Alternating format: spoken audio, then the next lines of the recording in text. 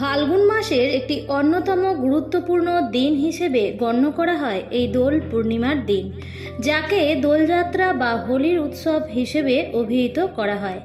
এই বছর 2025 সালে 1431 বঙ্গাব্দে এই দোল পূর্ণিমার সময়কালেই থাকছে বছরের প্রথম চন্দ্রগ্রহণ। ফলে স্বভাবতই মানুষের মনে এই সংশয় রয়েছে যে তারা দোল পূর্ণিমার পূজা এই বছর কোন সময়ে করবেন। বন্ধুরা, আজ এই ভিডিওর মাধ্যমে আপনাদের সামনে ব্যক্ত করব যে 2025-এ এই দোল পূর্ণিমা কবে ও কখন পড়েছে।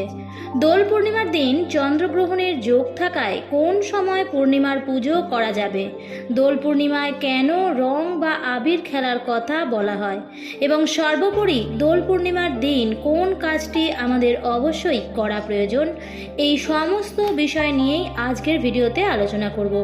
নমস্কার বন্ধুরা, ভক্তিমূলক কথা চ্যানেলে জানাই আপনাদের সকলকে স্বাগত। বন্ধুরা, আশা করছি ঈশ্বরের আশীর্বাদে আপনারা প্রত্যেকেই ভালো আছেন এবং সুস্থই আছেন। সবার প্রথমেই আপনাদের জানিয়ে দিই যে এই বছর 2025 সালে 1431 বঙ্গাব্দে এই দোল পূর্ণিমা কবে এবং কখন পড়ছে। এই বছর এই দোলযাত্রা অর্থাৎ দোল পূর্ণিমা তিথি শুরু হচ্ছে আগামী 28শে ফাল্গুন 13ই মার্চ বৃহস্পতিবার সকাল 10:24 থেকে, আর পূর্ণিমা তিথি থাকছে 29শে ফাল্গুন 14ই মার্চ শুক্রবার সকাল 11:35 পর্যন্ত। পূর্ণিমা তিথি বৃহস্পতিবার সকালে শুরু হলেও উদয়া তিথি মেনে এই দোল পূর্ণিমা পালিত হবে পরের দিন 29শে ফাল্গুন 14ই মার্চ শুক্রবার দিন, কারণ শুক্রবার সকাল 11:35 পর্যন্ত থাকছে পূর্ণিমা তিথি। সেই কারণে শাস্ত্রমতে দোল পূর্ণিমা পরের দিন 29শে ফাল্গুন 14ই মার্চ শুক্রবার দিন পালিত হবে এবং যেহেতু ওই দিনেই সকাল 11:35 থেকে পূর্ণিমা ছেড়ে যাচ্ছে, সেহেতু এই হোলি উৎসব উক্ত সময়ের পর থেকেই পালিত হবে। দোল পূর্ণিমার একটি বিশেষ গুরুত্বপূর্ণ অংশ হল হোলিকা দহন, যাকে আমরা ন্যাড়া পোড়া বলে থাকি। এই কাজটি সম্পন্ন করতে হবে 28শে ফাল্গুন 13ই মার্চ বৃহস্পতিবার দিন প্রদোষকালে, অর্থাৎ সন্ধ্যা 5:41 থেকে রাত্রি 7:17 মধ্যে। এই সময়ের মধ্যে দোল পূর্ণিমার যে ন্যাড়া পোড়া বা হোলিকা দহন সেই উৎসব সম্পন্ন করা প্রয়োজন। আবার এই দোল পূর্ণিমার দিনেই থাকছে চন্দ্রগ্রহণের ছায়া। বছরের প্রথম পূর্ণগ্রাস চন্দ্রগ্রহণ হচ্ছে এই দোল পূর্ণিমার দিন আগামী 29শে ফাল্গুন 14ই মার্চ শুক্রবার দিন। শুক্রবার দিন সকাল 10:29 থেকে লাগছে এই চন্দ্রগ্রহণ, যা থাকছে দুপুর 2:18 পর্যন্ত।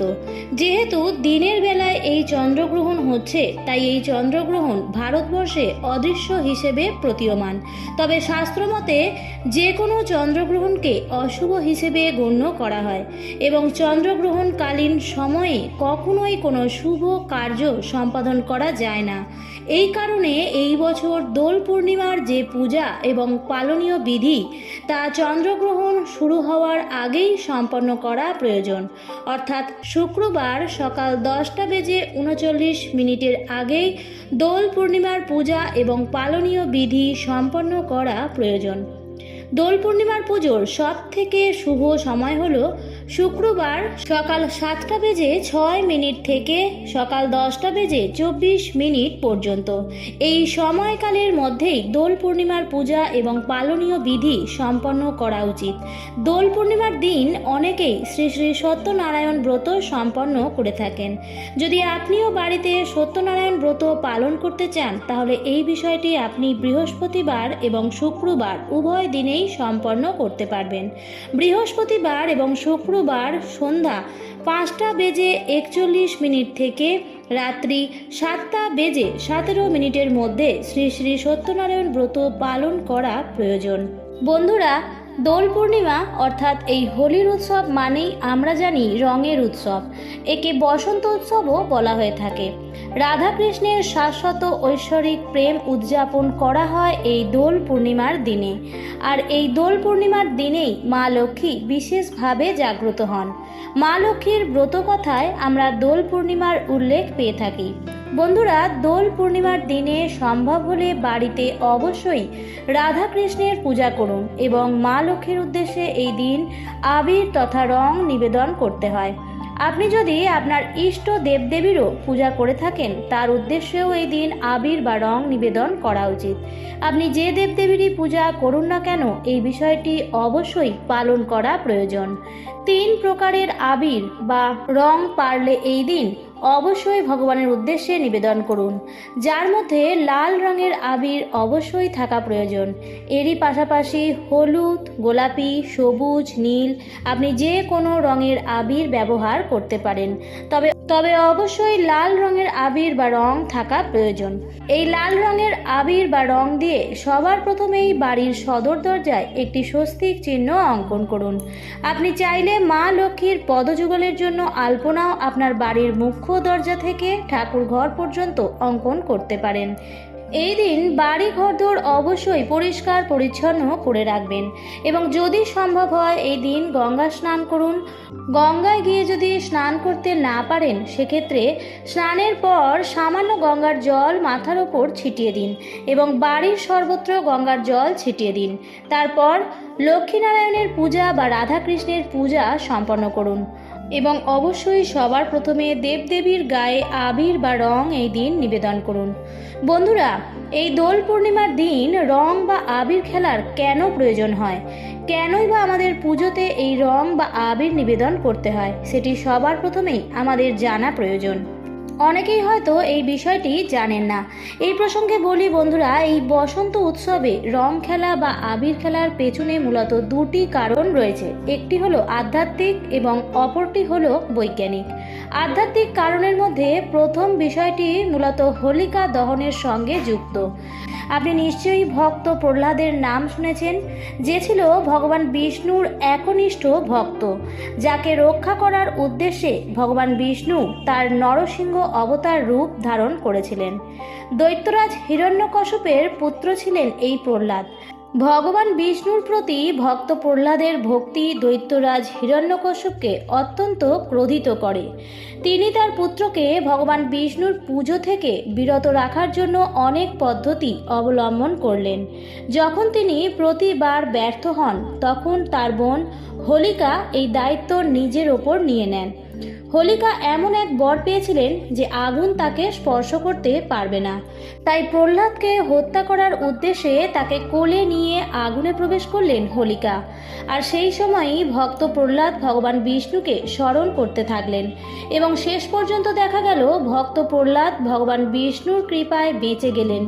কিন্তু হোলিকা সেই আগুনে দগ্ধ হয়ে সেই দিন মারা যান এবং সেই থেকে প্রত্যেক বছর ফাল্গুন মাসের এই পূর্ণিমা তিথিতে হোলিকা দহন উৎসব পালন করা হয়ে থাকে। এবং এই হোলিকা দহনের পরের দিন ভগবান বিষ্ণুর ভক্ত প্রহ্লাদকে বাঁচাতে নরসিংহ অবতার ধারণ করে হিরণ্যকশ্যপকে বধ করেন। তাই ফাল্গুন মাসের এই পবিত্র পূর্ণিমার দিনটি অশুভ শক্তির উপর শুভ শক্তির বিজয় হিসেবে গণ্য করা হয়। আর এই অশুভ শক্তির অবসানের প্রতীক হিসেবে পরের দিন সমগ্র বিশ্ব রং, আবির এবং গুলালের দ্বারা আনন্দ উৎসবে মুখরিত হয়ে ওঠে। আর সেই কারণেই এই ফাল্গুন মাসের পবিত্র পূর্ণিমার দিনে সমগ্র বিশ্ববাসী বসন্ত উৎসবে মেতে ওঠেন। বন্ধুরা, পৌরাণিক এই ঘটনার পাশাপাশি আরও একটি কারণে এই দিনটি যথেষ্ট গুরুত্বপূর্ণ, আর তা হলো ভগবান শ্রীকৃষ্ণ এই দিন পুতনা নামক রাক্ষসীকে বধ করেছিলেন। এরই পাশাপাশি এই পবিত্র দোল পূর্ণিমার দিনে বৃন্দাবনে ভগবান শ্রীকৃষ্ণ আবির নিয়ে রাধিকা ও অন্যান্য গোপিনীদের সঙ্গে রং খেলায় মেতেছিলেন। এই দিনে আবার মহাপুরুষ শ্রী চৈতন্যদেবের জন্মও হয়ে থাকে, যে কারণে এই দিনকে আবার গৌর পূর্ণিমাও বলা হয়ে থাকে। রবীন্দ্র ঠাকুর এই দিনেই শান্তিনিকেতনে এই বসন্ত উৎসব শুরু করেছিলেন। আর বৈজ্ঞানিক দিক থেকেও এই সময় রং খেলার যথেষ্ট গুরুত্ব রয়েছে, যেহেতু এই সময়কাল নতুন ঋতুর আগমনের সময়কাল। এই কারণে এই সময়কালে মূলত বাতাসে বিভিন্ন ক্ষতিকর ভাইরাস জীবাণু অতিমাত্রায় সক্রিয় হয়ে ওঠে, যা আমাদের শরীরে পঞ্চভূতকে প্রভাবিত করে। আর এই পঞ্চতত্ত্ব পঞ্চভূতের সমতা বজায় রাখার উদ্দেশ্যে মূলত এই সময়কালে বসন্ত উৎসব পালন করা হয়। বন্ধুরা, শাস্ত্র অনুসারে এই বসন্ত উৎসব অর্থাৎ দোল পূর্ণিমার আগের সময়কালকে মূলত হলাষ্টক বলা হয়ে থাকে। এই সময়কালকে অশুভতার প্রতীক হিসেবে গণ্য করা হয়, কারণ এই সময়কালেই অশুভ শক্তির প্রভাব বৃদ্ধি পায়। যেই কারণে এই হলাষ্টক সময়কালে গৃহে নানা প্রকার শুভ অর্থাৎ মাঙ্গলিক কাজ করা থেকে বিরত রাখার কথা বলা হয়। তবে হোলিকা দহনের পরবর্তী সময়কাল থেকেই শুরু হচ্ছে বিভিন্ন শুভযোগ। এই বছর হোলিতে বৃদ্ধিযোগ, অমৃত সিদ্ধিযোগ, সর্বার্থ সিদ্ধিযোগ, ধ্রুবযোগ প্রভৃতি বিভিন্ন শুভযোগ তৈরি হচ্ছে। আর মূলত এই হোলিকা দহনের পরবর্তী দুটি দিন যদি কোনো ব্যক্তি কোনো শুভ কর্ম করে থাকে, তাহলে সেই কর্মে তিনি সফল হবেনই হবেন। তো বন্ধুরা, এই ছিল আজকের বিষয়। আজকের ভিডিওটি এই পর্যন্তই। ভিডিওটি দেখে যদি ভালো লাগে তাহলে অবশ্যই লাইক, কমেন্ট এবং শেয়ার করতে ভুলবেন না। এবং চ্যানেলে যদি নতুন হয়ে থাকেন তাহলে অবশ্যই চ্যানেলটিকে সাবস্ক্রাইব করে পাশে থাকা বেল আইকনটির অল লেখাটিতে ক্লিক করে দেবেন। আবারও দেখা হবে পরবর্তী নতুন ভিডিওতে।